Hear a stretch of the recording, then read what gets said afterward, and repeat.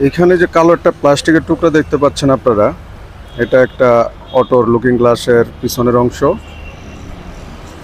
আজকে ঠিক এই জায়গাটা থেকে আমরা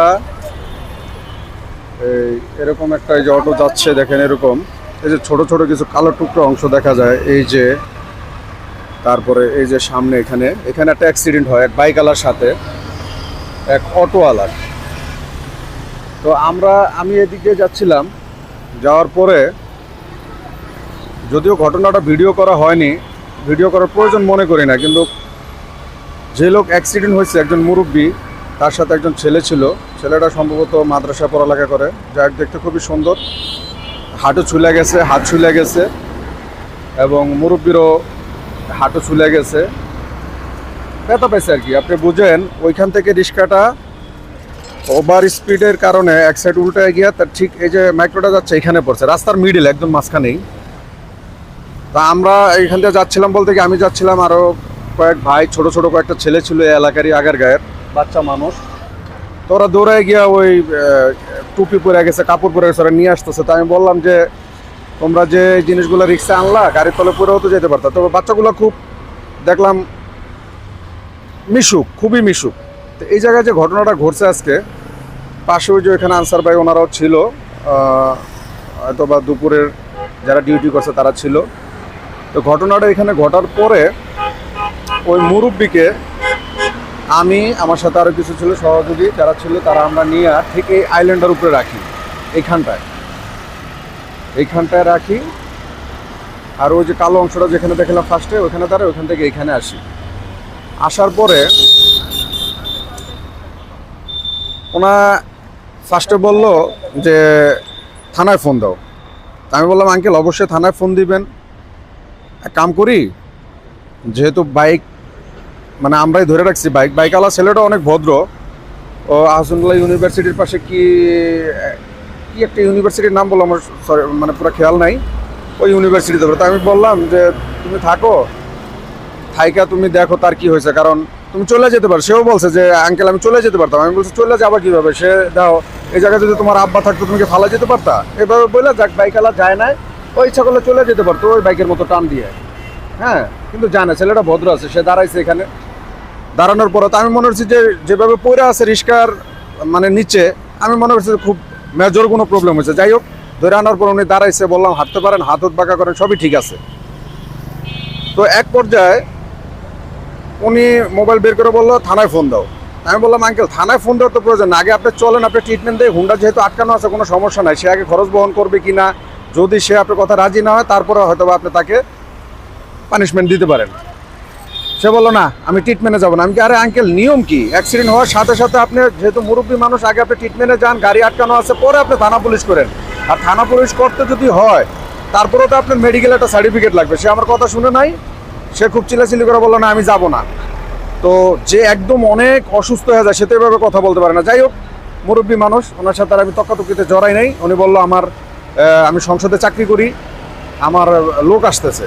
তো লোক আসতেছে কি, সংসদ থেকে আসতেছে। আমি এখন আপনি দাঁড়া থাকবেন, সংসদে আসা পর্যন্ত প্রায় আধা ঘন্টার মতো আমরা দাঁড়ায় ছিলাম। দাঁড়া থাকার পরে ওনার লোক আসলো, আসার পরে ওনার লোক আসার পরে বলছে, এই আইসা বলতেছে কি হয়েছে এখানে।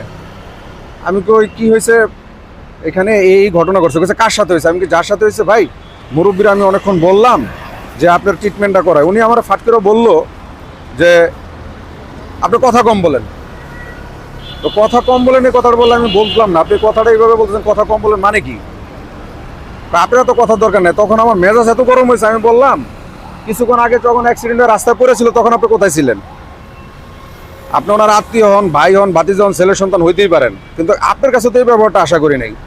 আপনি আসছেন প্রায় 30 থেকে 40 মিনিট পরে, আপনি আইসা তারে পাইছেন এই আইল্যান্ডের উপরে, এইখানে বিটিআরসি ভবন, এই যে এটা বিটিআরসি ভবনের পাশেই আইল্যান্ডে।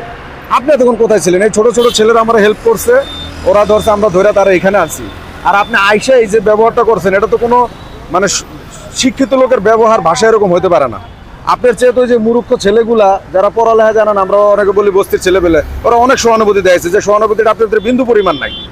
লোকটা তারা বাইকের পিছনে উঠে বললো এত কথা বললেন না, এ কথা বলে চলে গেল। তো চলার পরে ওই যে বাইকওয়ালার সাথে অ্যাক্সিডেন্ট হয়েছে সেও চলে গেল, রিক্সাওয়ালা কিছু ব্যথা পাইছে, তারা বললাম তুমি ইয়েতে যাও, হয় নিউরো সায়েন্সে যাও বা নোবেল কেয়ারে যাও, বা এখানে ইয়ে আছে আপনার কি বলে পঙ্গু, এখানে যাও। যাই হোক, একটা মিষ্টি ইয়া করে কথাবার্তা বলে ওর একটা ব্যবস্থা করে দেওয়া হয়েছে। আমার কষ্টটা লাগছে এইটাই যে মানুষের যে এখন হেল্প করবেন, কিভাবে করবেন? যারা আপনি ধৈর্য রাস্তা থেকে উঠাইলেন, আল্লাহর অশেষ রহমত যে আজকে হয়তোবা লকডাউনের কারণে গাড়ি ঘোড়ার চাপটা খুবই কম ছিল দুপুর টাইমে। যদি পিছে কোনো ওই দোতলা বাসের মতো আমি দেখাইতেছি, এই দোতলা বাসের মতো বা কোনো পরিবহনের বড় বাস ট্রাক যেগুলো এই রোডে চলে, খুব স্পিডে চলে, যদি আসতো পিছে থাকতো, তাহলে তো মনে করেন রাস্তার ভিতরে একদম রিপিট।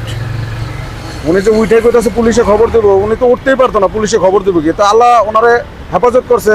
ওই হিসাবে আমি বলতেছিলাম যে শুকরিয়া আদায় করেন আল্লাহর কাছে যে আল্লাহ পাক বাঁচাইছে, পিছে কোনো ট্রাক ছিল না। যদি থাকতো তাহলে আজকে মনে করেন এখান থেকে আর রাস্তার পাশে টাই না হয়তো বা জীবিত শরীর উঠা লাগতো না, আপনি ডেড বডি আনা লাগতো। এর ভিতরে একজন মানে লেবাসদারি শয়তান বলবো এই জন্যই, কেউ রাগ করবেন না, দাড়ি টুপি মাথায় সাদা পোশাক পরা এক লোক বলতেছে, এই মিয়া কি শুকরিয়া আদায় করবো, কি শুকরিয়া আদায় করবো?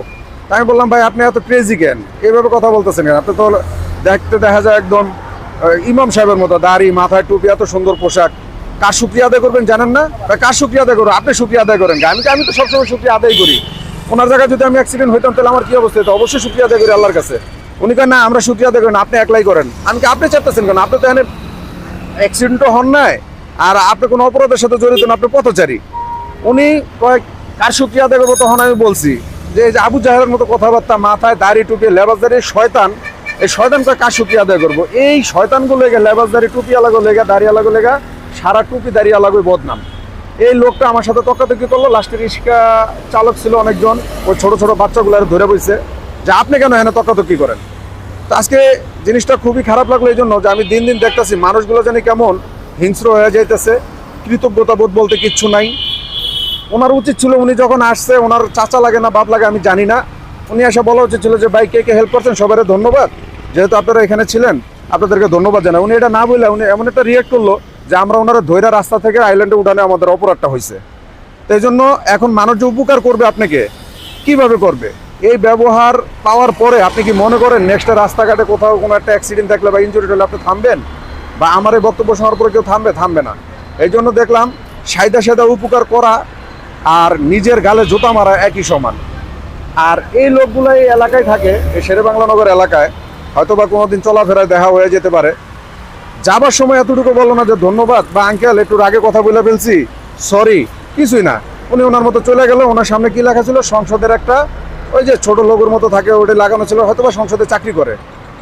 তো আমি এখানে বলছি আল্লাহ শুকরিয়া আদায় করেন। একজন লেবাসদারি শয়তান এসে বললো কিসে শুকরিয়া আদায় করবো? এটা দাড়ি টুপি এমনি আছে, এটা শয়তান ইয়াজিদের মতো, মানে বেত্তমিস।